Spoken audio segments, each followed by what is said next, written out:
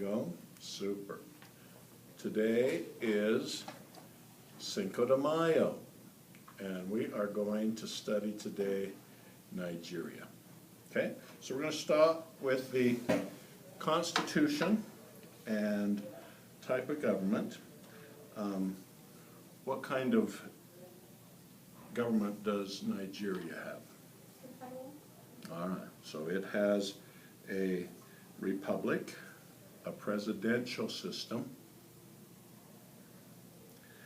and the current constitution is the 1999-96 constitution.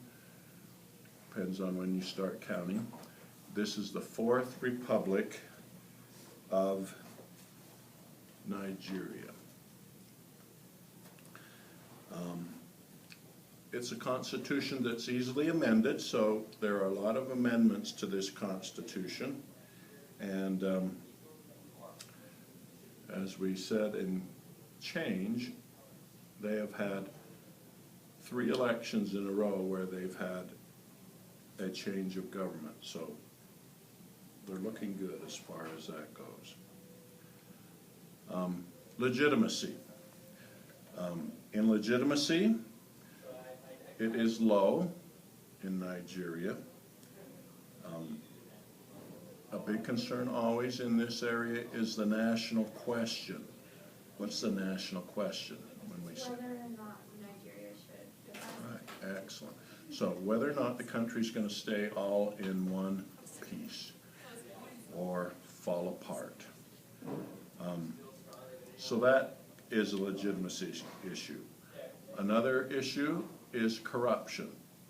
The government, there's a lot of corruption, especially with the handling of the oil proceeds.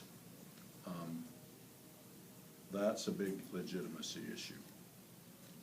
Also, no rule of law.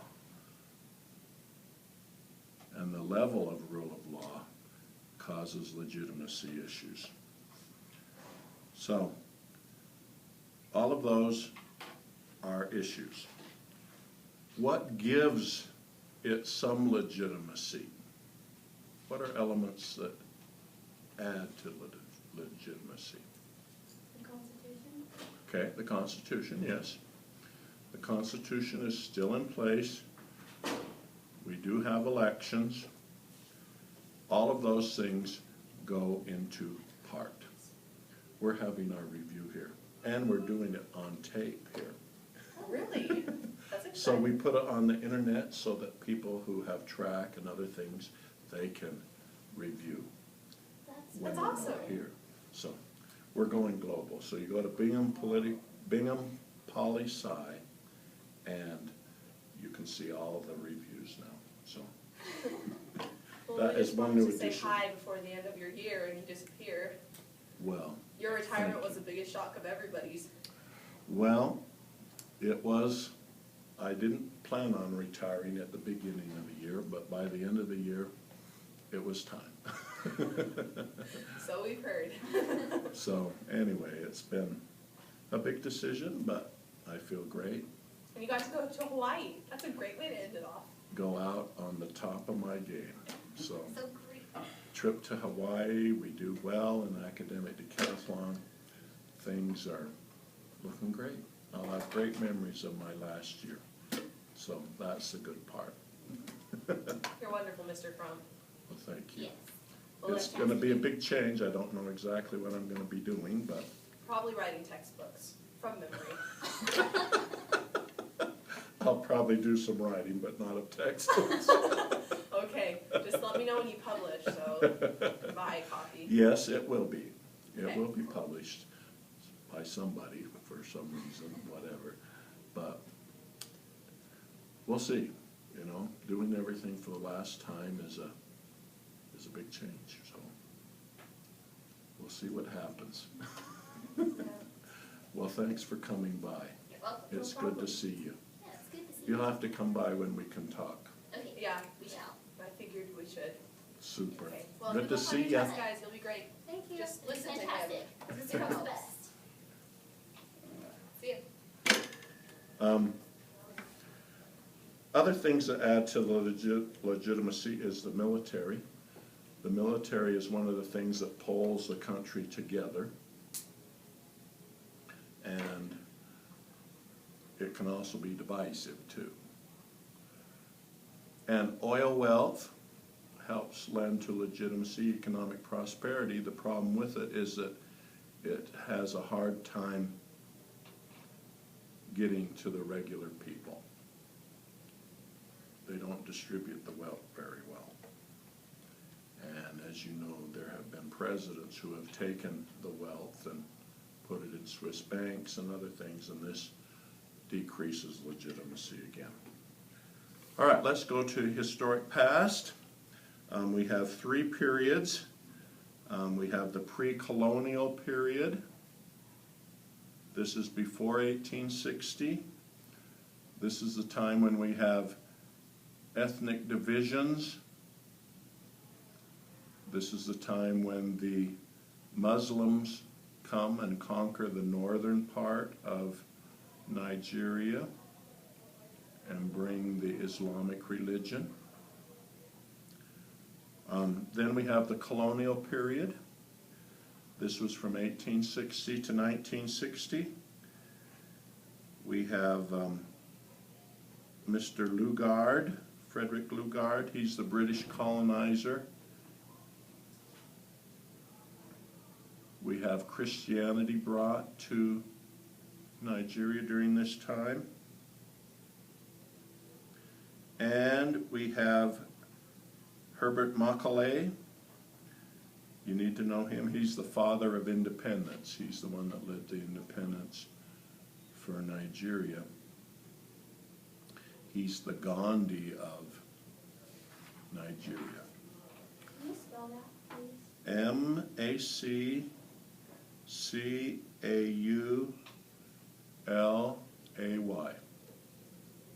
Okay? And then we have independence, and that occurred in 1960. And this has been covered with political instability. They've had a parliamentary system first. They copied Great Britain, and then they moved to the military dictatorships. They've had about 5 of those with coups, and then now they have the Fourth Republic, which is the presidential system, as opposed to the parliamentary system before. All right, let's go to geographical division of powers. They have a federal government.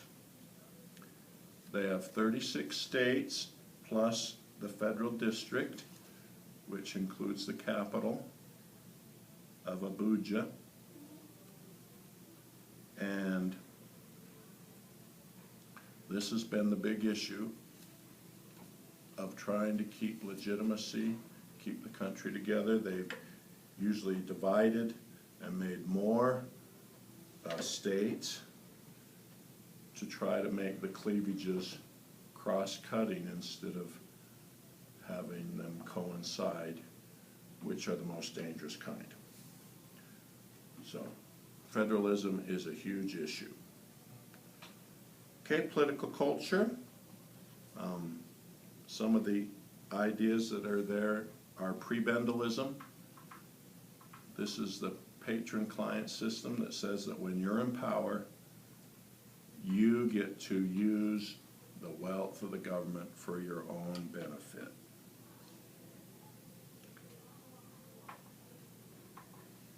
We have an emerging civil society,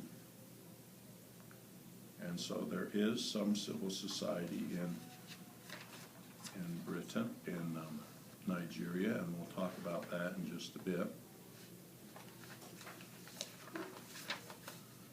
Okay, and also religious conflicts is part of their culture. And another one of their big areas is modernization versus the traditional way of life. Should they stay the same? How fast should they modernize? All of these type of things that are important in Nigeria. Okay, let's go to the executive. The executive is headed by a president. His formal powers are like the United States. So the president of Nigeria formally is about the same as our president, with executive powers, the power to enforce laws, veto laws. But his informal powers make him more powerful. His informal powers include him being the head of the patron-client system and awarding jobs to all these people. Also, this area of the military. A lot of the people who have been the head of Nigeria have been the head of the military. They've been generals. So that brings the whole military system into play. And then as we talked about this patrimonial system where no interest groups have input. Patrimonialism is at the top of our input type situation. Patrimonialism has no input. And so the president is powerful because of that. Okay, let's go to the Senate. Over on the legislature, they have, the Senate is 3 per state. Every state gets 3 senators, and senators are elected to a 4-year term. And the Senate in Nigeria is equal in power to the National Assembly, so both of them have similar power. And the National Assembly is the other half, and there are 360 of the National Assembly, and they're all elected by single-member districts. There's 10 from each state. Now, we go back to the president, and you have to note that there has been a tradition, although it's not part of the Constitution, that you rotate the president from the north to the south. That we have one from the northern areas, then we have one from the south. Now that's tradition and not constitutionally required.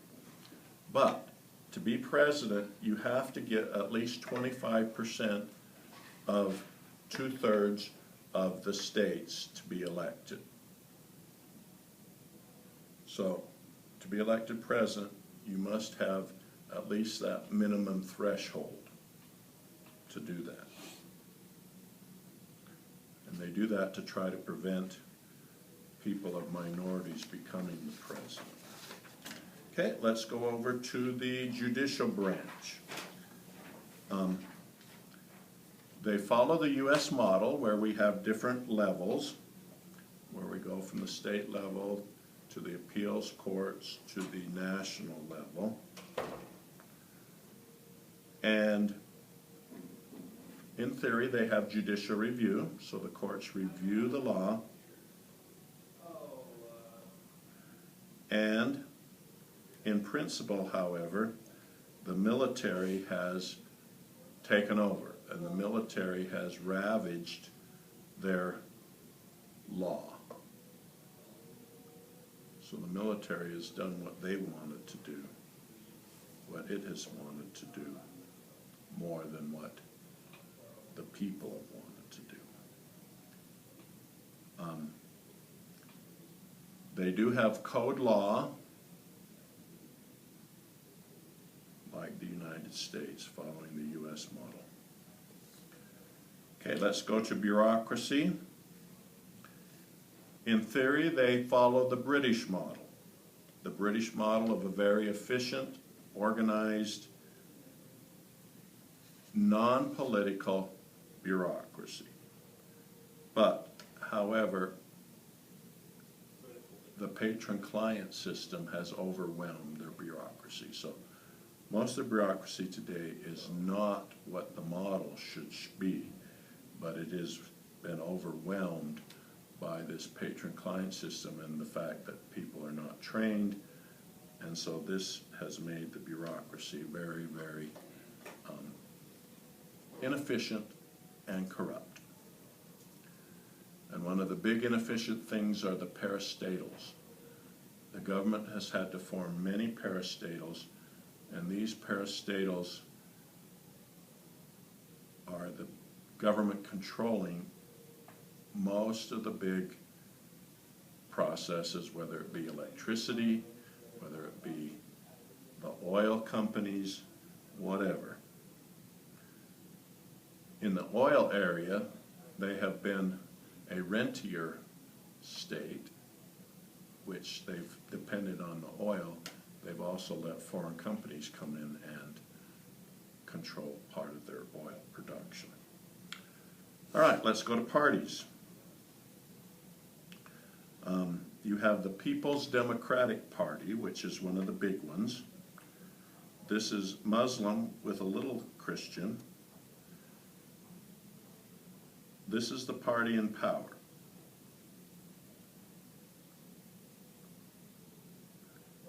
This is the party that's closest to multi-ethnic. Other parties are along ethnic groups. This is the party of Obasanjo, who was president, and Yaruba, who was the president, and the current president, Jonathan. Good luck, Jonathan. This is their party. We also have the CPC, which is the Congress for Progressive Change. This is on the left side of the spectrum. And this is the party that split from the All-Nigerian People's Party. So this is a new party that has formed because of the dissent within the other parties. What's his name again? It's the CPC, the Congress for Progressive Change.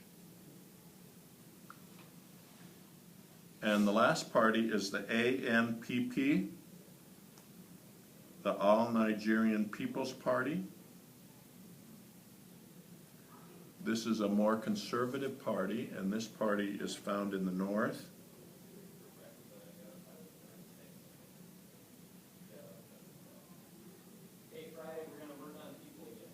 And the thing you need to note about parties is that there have been few successful parties to cross ethnic lines. Most parties are formed along ethnic lines, and as such, they have limited appeal. Right now, the People's Democratic Party, they think that Goodluck Jonathan should step down because we've had a term, he's been from the south and then they've been from the north, and he wants to run again. So they say that we need somebody from the north now. Okay, let's go to interest groups.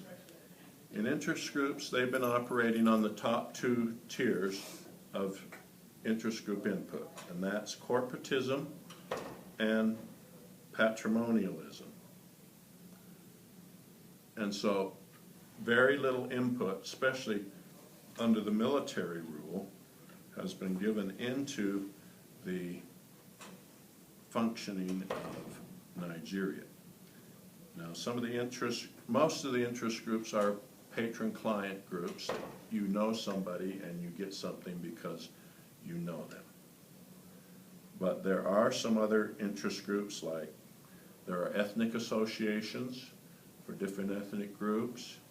There are labor unions. They have some input. There are business interests. The big one, of course, is oil. But those are your interest groups, and interest groups have only entered the policy-making process in the last, say, 20 years, because before that, under the military rule, they didn't even care. All right, let's go to elections. We mentioned the presidential election. You must get the majority of the votes. You must win the popular vote, but the threshold is 25% of 2/3 of the states, or else you have another election to get that minimum threshold. Congress, that's elected by single-member districts. We don't have proportional representation in Congress. There has been in elections, there has been a item go on called zoning. Zoning is where you rotate positions in government to different parts of the country. So what they'll do is they'll take cabinet ministers and say, so many cabinet ministers need to be from the north, or so many cabinet members need to be from the south. And so they've done this zoning type thing, but this is unofficial and not required by the Constitution, but they've done that to gain more legitimacy. However, elections are filled with fraud and corruption. We still don't have totally fair elections in Nigeria. There are still issues of ballot box stuffing, people voting that are not registered, all of these kind of things. Okay, let's go to the media. What is the #1 media in Nigeria? Radio. Very good, radio. All 36 states have radio stations. They also have a well-developed press. However, language diversity limits the effect of the English language press and TV. The TV and the press are in English, and unless you know English, it's hard for you to know what the press is talking about.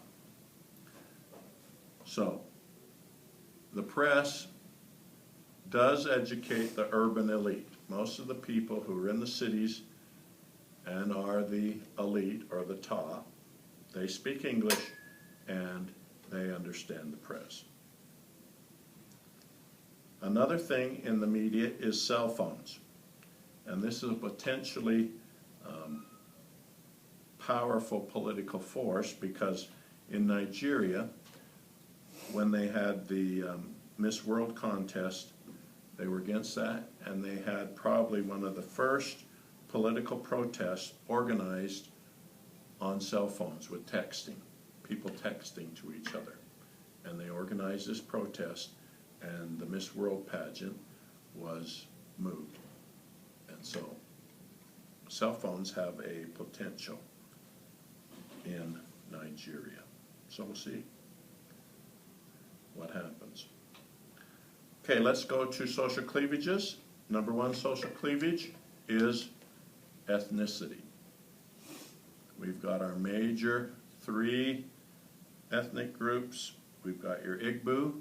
Where are the Igbo? Southeast, one of them. Where's the Hausa Fulani? The north. In the north. And your Yoruba? The other side. One of the souths. All right. So, ethnicity. You've also got urban-rural. Your urban people versus the rural, and the inequalities between wealth for those. We've also got social class, the rich and the poor. And we've also got religion, the north versus the south. The north, which has what? Muslims. And the south, which has Christian. And what's your big group that's causing the unrest in the north? All right, the Boko Haram, and just in the news right now, they kidnapped 200 girls from a girls' school, and the president can't find them. And so the people are getting upset that he can't find them to even rescue them. So the Boko Haram, Boko Haram, is at the head of this unrest and cleavages. Okay, let's go to the next. On the back, citizen-state relations and participation. The big participation is the patron-client system. Most of the people in Nigeria are not active participants. And this is because of this prebendalism that they don't take participation. But if you are going to get in the system, you have to get in through the patron-client system, which you can get through military connections. You join the military and you join something that's all Nigeria. They have low voting participation, low efficacy,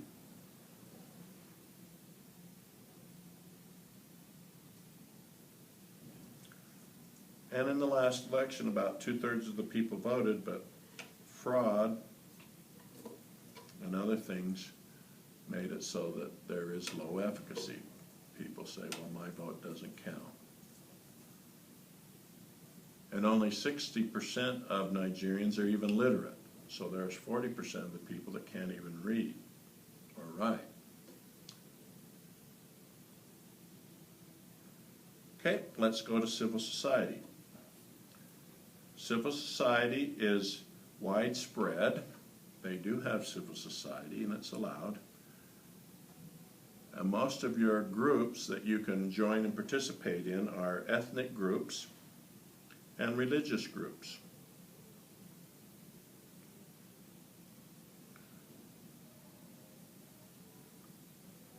And there are a few professional associations, and they have influence because they are close to powerful politicians. So people in business know somebody, and they can become powerful too. Again, few civil society groups bridge ethnic cleavages. So it's hard for even civil society groups to have more than one ethnic group in them. Some examples of civil society groups are the Nigerian Labor Congress, the NLC. That's a group. Also, they have anti-corruption organizations that are trying to root out corruption in the government. Okay, gender issues. As far as gender goes, women in Nigeria have no substantial formal political, military, or economic power. Women are basically second class. The area where they have the most power is they are usually the leaders in families, often remaining at home to manage family matters, and in rural areas they run the farm.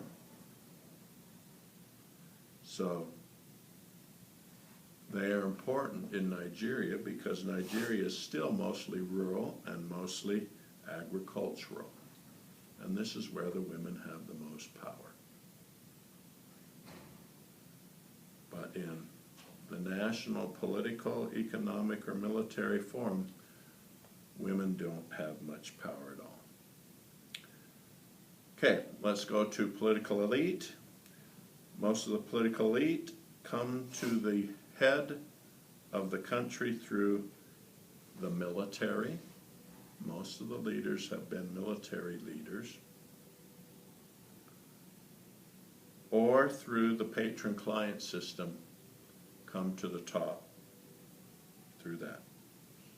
And the way you can come to the top of that is through academics, especially those that studied in the United States. They come to the United States or Great Britain, and they get an education and move to the top of their patron-client system.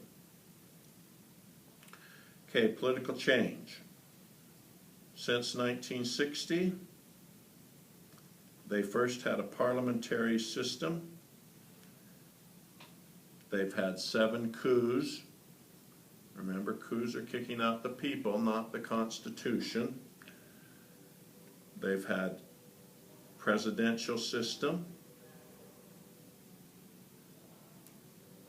and they've had 3 periods of military dictatorships, which include those coup periods.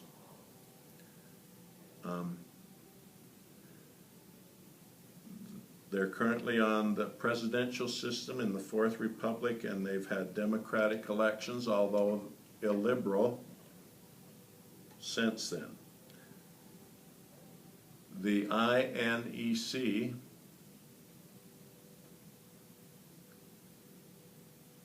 I think it's Independent Nigerian Election Commission or something like that, that has been the biggest aid in helping to make the elections fair.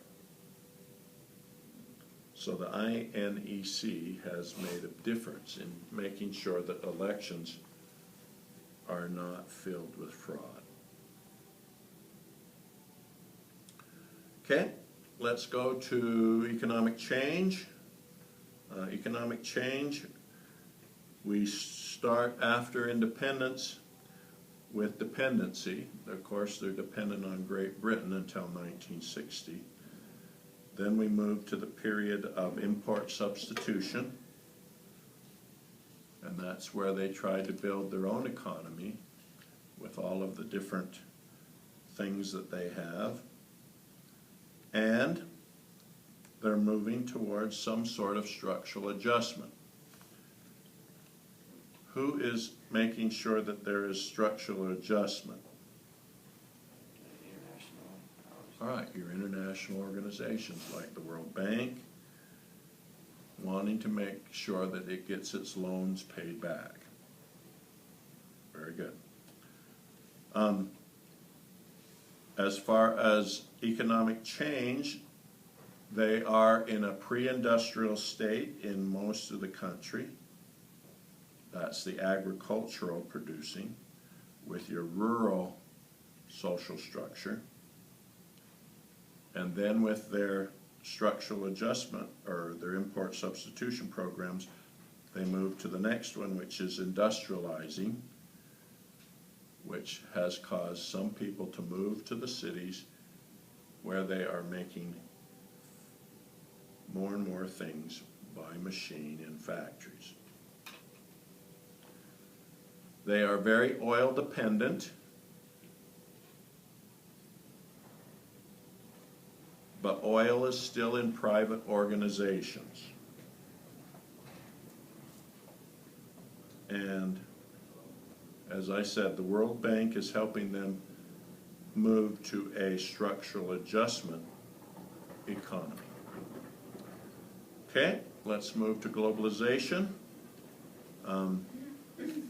We have a number of items here. We have the World Bank and the International Monetary Fund, which are helping with the structural adjustment. We also have the Paris Club, which is another international organization. We also have OPEC, which they're a member of. But always going with the globalization issue is the national question of whether they can even stay in one piece. Because you've got them moving toward globalization on one hand, but then on the other side you've got the fear that the country could fall apart and have nothing left. All right, let's go to the last page on public policy issues. In Nigeria, you've got your oil and the environment. So you've got production of oil, which is a big issue, and also this rentier state, whether they should be renting out or leasing out oil production to foreign companies. And of course, as you have a rentier state, they're getting their revenues from foreign oil companies, therefore lessening the need to listen to the people because they're getting their money elsewhere. And the wealth, you follow the money to find out who they're following. I mean, if you had people who, if the elections always counted and people paid taxes, you'd have to listen to the people. Okay. We also have ethnic and religious tensions, how to deal with the Boko Haram, and also human rights. So those are ethnic and religious public policy issues. We also have civilian-military relations. What should the military be doing and what should it not be doing? Another issue is social welfare, and in Nigeria we still have issues with HIV and AIDS. And also regional instability in that their neighbors have political issues that they are concerned with. Okay, let's go to the public policy making process. Who sets the agenda in Nigeria? President? The president. And we also have the military in there. Who gives input? Military? Military, good. Parastatals, or your national companies. Also supranational organizations like the World Bank. Then in formulation, we have the President and Congress. And implementation, we have the bureaucracy, which is sometimes called the ludocrats, because they're looting most of the wealth and taking to themselves this wealth of the country. And evaluation, we have the military, we have the elections, and we also have the judiciary to some extent. We also have on the military, let's go with the military, we have this idea of Praetorianism. Praetorianism is simply the idea that the military is in the government, the military controls the government. Normal military should be military in the barracks, that they're not taking over the government. However, as we mentioned before, the military is one of the few national unifying groups, because the military is there to restore order if needed, which it had to do in a number of cases, which would be the Biafra situation where they tried to leave the country. And then we have our indexes. We have the Gini index, which is very high for them because there's a great gap between the rich and the poor. On the GDP, they're probably the lowest of all the countries we do. Freedom House index, they're probably in the mid part. Transparency index, they're pretty low because they are very corrupt. And that's about it on Nigeria. So, any questions, Stephen, that we didn't get? You get the personal attention here today. All right, good enough. We are done with Nigeria now.